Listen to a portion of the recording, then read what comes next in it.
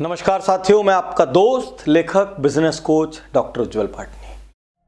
आज जिस हस्ती की मैं बात करने जा रहा हूं उसका मेरे जीवन से कनेक्शन यूं है कि मैंने अपने जीवन का पहला बड़ा लेक्चर उनके साथ किया था आज से सालों पहले चेन्नई में, और उनसे मेरा दूसरा रिश्ता यह है कि उनकी मृत्यु मेरे अपने गृहनगर में हुई जहां मेरा जन्म हुआ।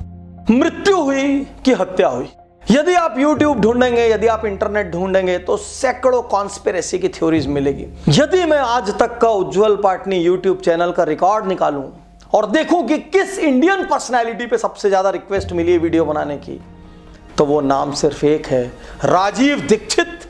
राजीव दीक्षित और राजीव दीक्षित आजादी बचाओ आंदोलन के प्रणेता, भारत स्वाभिमान आंदोलन के प्रणेता, हेल्थ के विशद विशारद, एमएनसीज के खिलाफ आग उगलने वाले योद्धा, सरकार को यूं हिलाकर रख देने वाले, सिस्टम को हिलाकर रख देने वाले प्रहरी। हमारे देश में ये जो राजनीतिक पार्टियां हैं ना, ये पार्टियां नहीं है, डाकुओं के गिरोह हैं ये। पॉलिटिक्स की गहरी समझ, वो भी इंटरनेशनल पॉलिटिक्स की गहरी समझ रखने वाले विशेषज्ञ। एक साल में 27 करोड़ खर्च करे राष्ट्रपति, और यहाँ एक आदमी को एक दिन में खर्च करने को 20 रुपए ना मिले, राष्ट्रपति को एक दिन में खर्च करने को 7.5 लाख रुपए मिले। ये कौन सा देश चला रहे हैं हम? किस उपमा से नवाजे हम राजीव दीक्षित को? क्योंकि जितनी भी उपमाएं होंगी इस व्यक्ति के लिए कम हो जाएगी। इस व्यक्ति के जीवन पर आगे बात करें उसके पहले एक क्षण के लिए इनका एजुकेशन जानना जरूरी है। यूपी में नोआ नाम के विलेज में इनका जन्म हुआ। उसके बाद इन्होंने फिरोजाबाद में अपना पूरा स्कूली एजुकेशन अपने पिता के गाइडेंस में किया। फिर ये इलाहाबाद चले गए। इलाहाबाद में इंडियन इंस्टीट्यूट ऑफ टेक्नोलॉजी से इन्होंने बीटेक किया। उसके बाद इन्होंने आईआईटी कानपुर से एमटेक किया। उसके बाद इन्होंने फ्रांस से पीएचडी किया। पीएचडी। प्रश्न यह है, इतना एजुकेशन करने के बाद आदमी को एक बड़ा साइंटिस्ट बनके शानदार लाखों डॉलर की सैलरी लेके दुनिया के किसी बड़े इंस्टीट्यूशन में वक्त बिताना चाहिए, रोज शाम को कॉकटेल पार्टीज करनी चाहिए, बड़ी महंगी लग्जरी गाड़ियों में घूमना चाहिए, आलीशान बंगले बनाना चाहिए और प्लेनों में बिजनेस क्लास में घूमना चाहिए, हाई फाई लाइफ होनी चाहिए। लेकिन ये तो योगी थे, मॉडर्न योगी, और ये अपना एक कुर्ता, नीचे एक जीन्स या पायजामा और साइड में एक झोला निकल के एक मॉडर्न महात्मा की तरह निकल पड़ते। और निकल क्या पड़ते, जिस जगह ये खड़े होते उस जगह ओपन हॉल या ऑडिटोरियम बन जाता और बड़े बड़े लोगों की तुलना में ज्यादा भीड़ इनके लिए जुड़ जाती। ये जब ग्लोबलाइजेशन, लिबरलाइजेशन, वैट, WTO जैसी चीजों की बात करते तो ऐसा लगता कि वर्ल्ड का कोई बड़ा इकोनॉमिस्ट बोल रहा हो। और मजे की बात ये, इनसे अक्सर बहस करने का साहस कोई नहीं करता था। और इतने सिंपल, हम्बल, एकदम हम्बल व्यक्ति, एकदम नियमित जीवन शैली, कभी बीमार नहीं पड़ना, कभी कुछ टेढ़ा मेढ़ा नहीं खाना, कहीं रुतबा नहीं दिखाना, कहीं VIP स्टेटस नहीं मांगना। तो साथियों, प्रश्न ये उठता है कि राजीव दीक्षित ने ऐसा क्या किया कि उनकी मृत्यु के बाद इतनी कॉन्स्पिरेसी थ्योरीज आई। राजीव दीक्षित ने मल्टीनेशनल्स को हिला दिया, इंडिया से ऐसा हिला दिया कि उनको समझ ही नहीं आया कि क्या करें। साइंटिस्ट सुनीता नारायण के साथ मिलके जाने कितनी ऐसी चीज प्रूव कर दी जिसका जवाब देना इनके लिए मुश्किल हो गया। और यहां तक कहते हैं इनकी वजह से इंडिया में कोल्ड ड्रिंक्स की सेल में भयंकर गिरावट आई। यहां तक कि इन्होंने कोल्ड ड्रिंक को टॉयलेट क्लीनर और पेस्टिसाइड का दर्जा दे दिया। और ऐसे व्यक्ति से कोई परेशान क्यों नहीं हो जो कंपनी के पीछे हाथ धो के पड़ जावे और लाखों करोड़ों की जनता उसके पीछे चले। इन्होंने कुछ लोगों के लिए विख्यात तो कुछ लोगों के लिए कुख्यात एनरॉन कंपनी पर महाराष्ट्र में कोर्ट में केस जीता और उसके बाद सुप्रीम कोर्ट से भी फेवरेबल जजमेंट लिया। अक्सर लोग YouTube चैनल पर मुझसे कहते थे, पाटनी सर दम है तो राजीव दीक्षित पे वीडियो बनाकर दिखाओ, दम है तो उसकी फिलॉसफी का प्रचार करो, क्योंकि कोई यूट्यूबर हिंदुस्तान का राजीव दीक्षित पे और उनकी फिलॉसफीज पे इन डेप्थ वीडियो नहीं बना रहा है, सबको डर। राजीव दीक्षित का पहला कथन था एडॉप्ट आयुर्वेदा।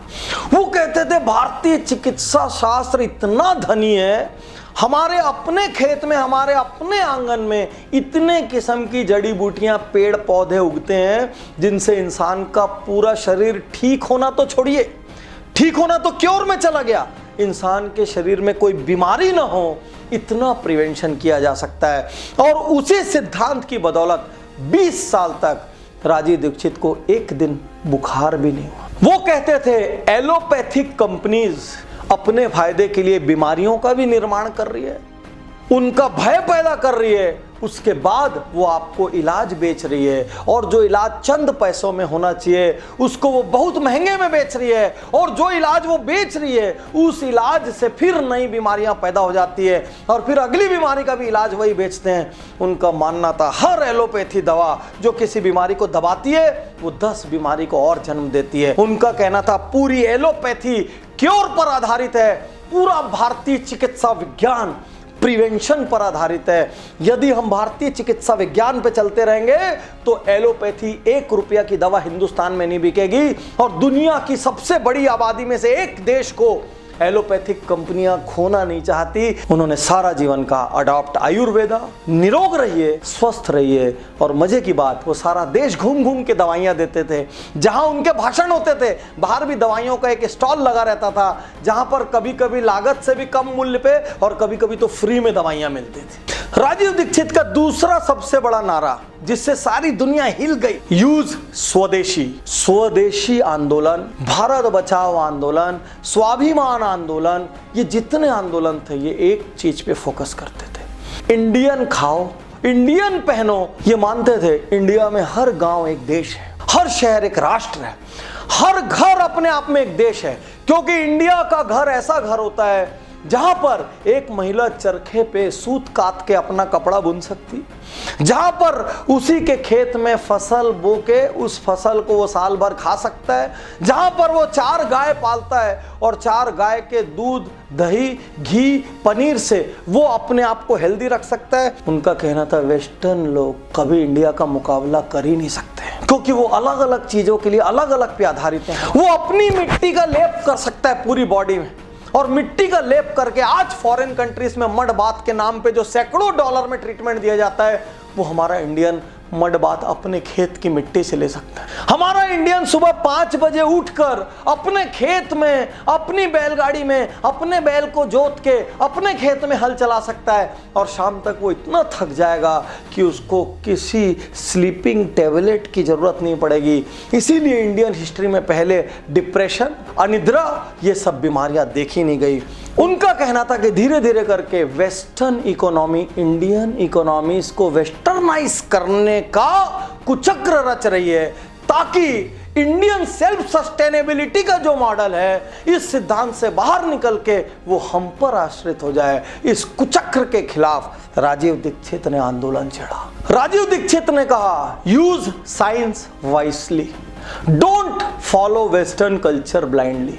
राजीव दीक्षित के अनुसार साइंस लोकल रिक्वायरमेंट से जन्म लेता है।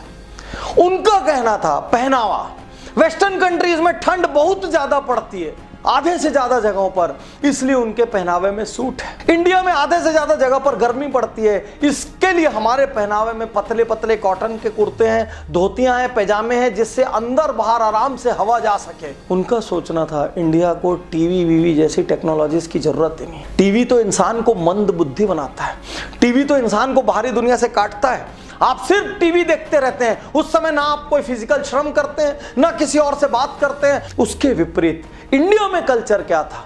गुरुओं के साथ बैठ के स्पिरिचुअलिटी सीखना, परिवार के साथ बैठ के ज्वाइंट फैमिली का मजा लेना।